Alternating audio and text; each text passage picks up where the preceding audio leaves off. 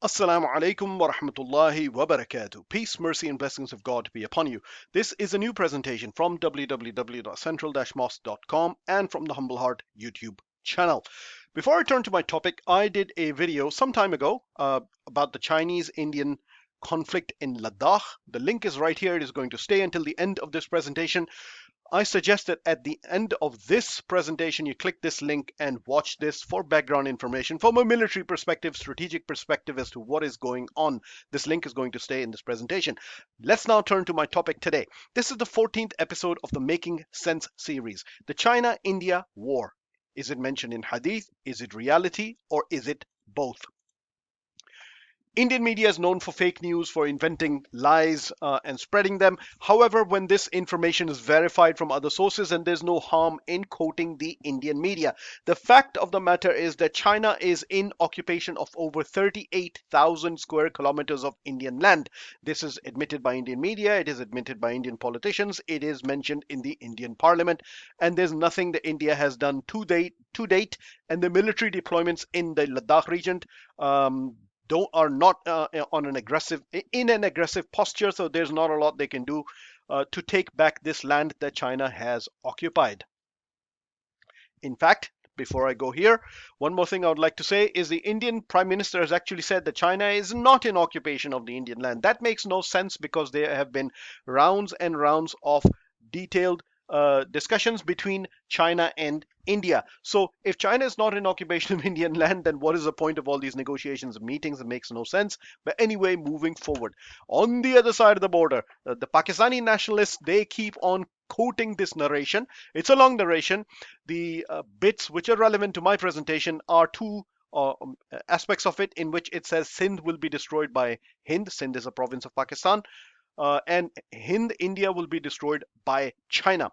The fact of the matter is that Imam Ibn Kathir rahimahullah ta'ala has declared this a fabrication, and there is no chain in this narration. So we're not going to project this Indian Chinese conflict to Rasulullah sallallahu alaihi wasallam because it is a fabrication. So let's just drop that there. No matter who from Pakistan continues to mention this narration, we're not going to go there.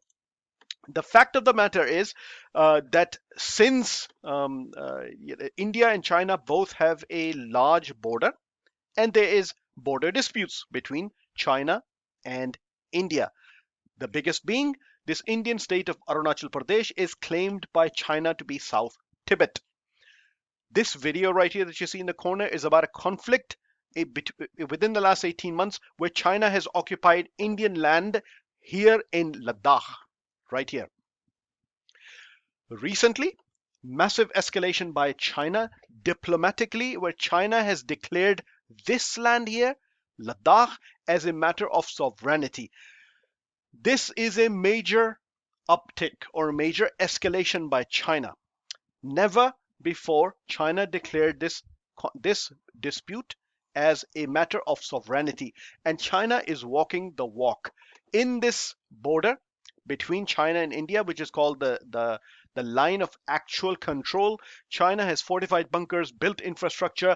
In fact, by the middle of 2022, they would have 30 air bases along this region where they can directly threaten parts of mainland India, including the capital of India, Delhi.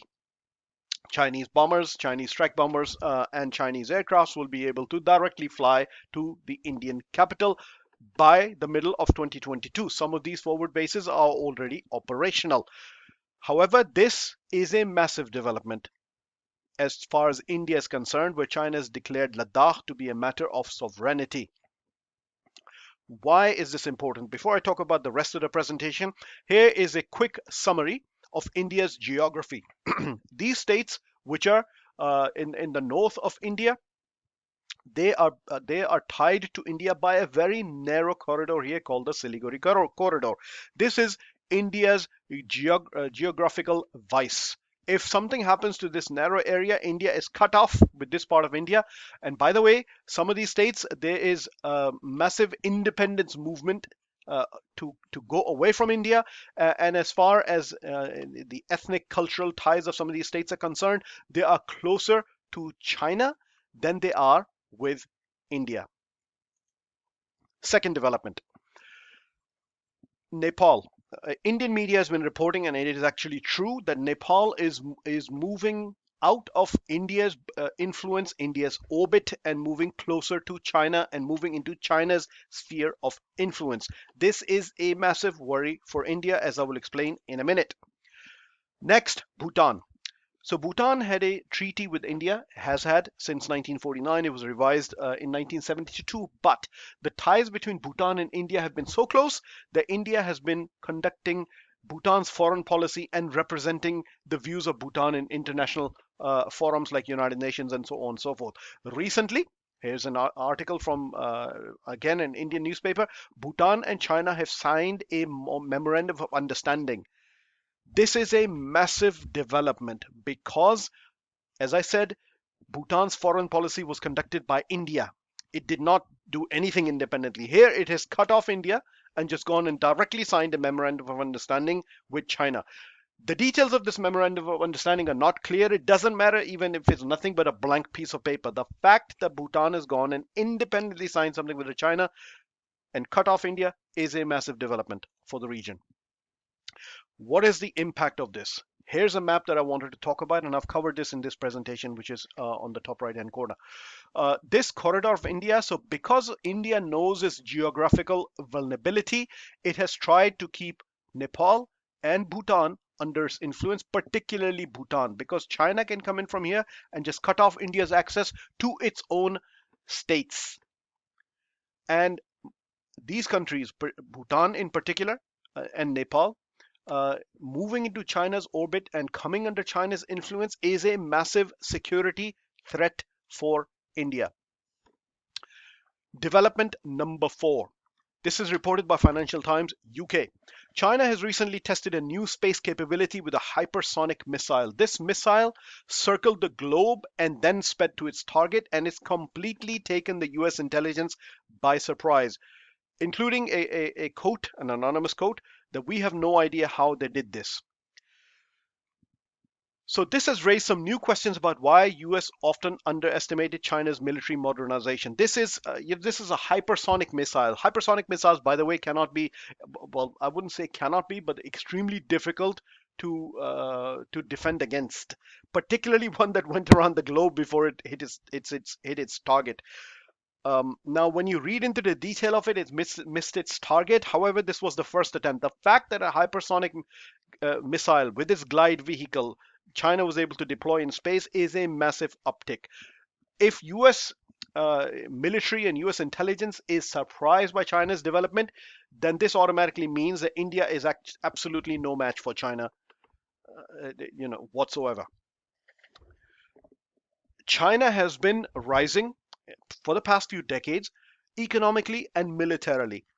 To counter China in this region, there was an alliance called the Quad, which was the US, Japan, India, and Australia to counter China. However, India has been humiliated by China and it let down America on several fronts. Notably, America wanted India to deploy its troops in Afghanistan. India knew better, did not do that. Plus, China has occupied Indian territory, and there's not a lot India can do about it. Then the the 2019 skirmish with Pakistan, where Pakistan shot down India's jet and took out its pilot, has really demonstrated the limits of India's defense capability. So recently, America has upgraded, or actually gone a different way. I shouldn't say upgraded, because in name this Quad alliance still exists.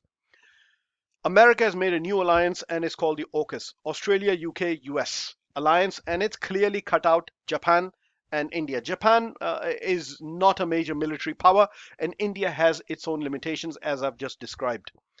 So what is the reality of India? America, in the last 2 decades, have done a number of things. America has different theater commands for their military. They renamed their Pacific commands to Indo-Pacific Command, trying to bring India into the picture against China, and trying to strengthen Australia to stand up to China. But in reality, India is nothing but a cow that the West is milking for a number of reasons. It's a massive market. billion population. Companies can invest and basically make a lot of money in India, and they want to fight China to the last Indian. This is the reality of it. The ground reality and the deployments of China in Ladakh and elsewhere absolutely clearly demonstrate that there's nothing India can do. I mean, those of us who were alive in 1991 and saw the Desert Shield and Desert Storm conflicts, the world was simply mesmerized by technology. If there's a conflict between India and China, this is going to be a Desert Storm, Desert Shield 2.0 in Asia. Simple as that. Indian military stands absolutely no chance against China whatsoever, and America realizes that. That's the reason for this AUKUS defense pact instead of the Quad.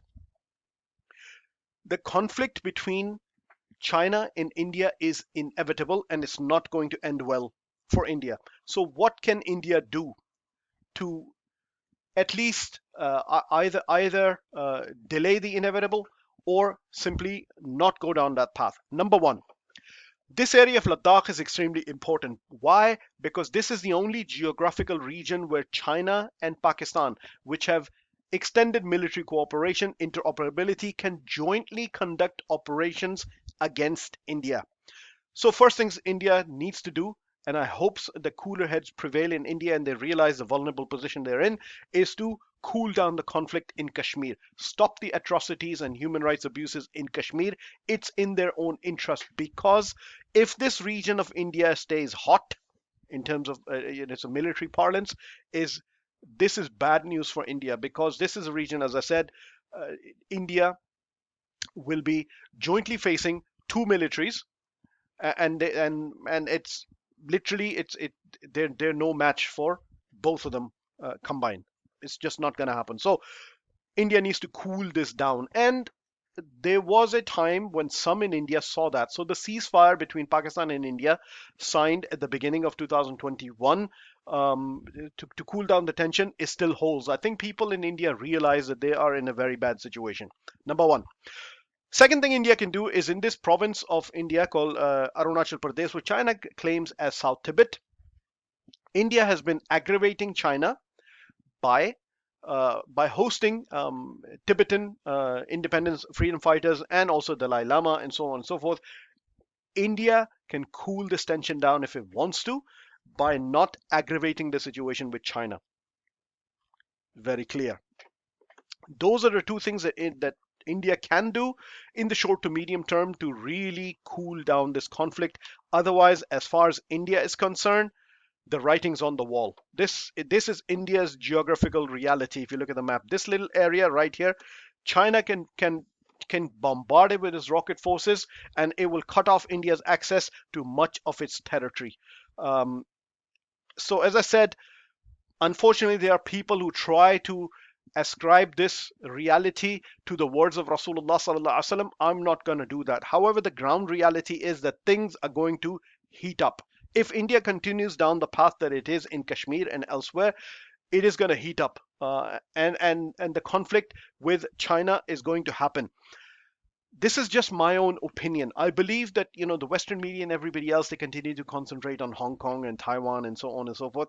I think there's literally no match between Taiwan and China. Give it a rest. I mean, China can, let 10% of Chinese Air Force can easily overwhelm Taiwan and take it over. That's not even a conflict. I think it is just a dog and pony show by China. The actual conflict, India.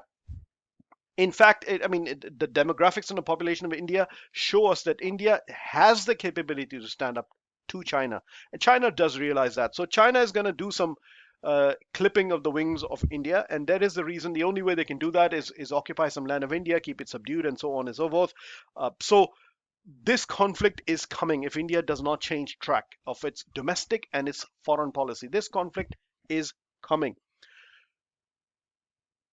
Let's see what happens in the future. Keep our eyes peeled. If things continue the way they are, by the beginning of 2023, things will just no longer be a match between China and India. I mean, they are lopsided. China is much superior to India technologically, but when all these air bases and stuff in China come online and all these bunkers get, you know, upgraded, the infrastructure get upgraded, there will absolutely never be a chance. So this is what I wanted to talk about in this video: is China declaring this issue as a matter of sovereignty is a major upscale in conflict in the Ladakh region. Jazakallahu khairan. Assalamu alaikum wa rahmatullahi wa barakatuh.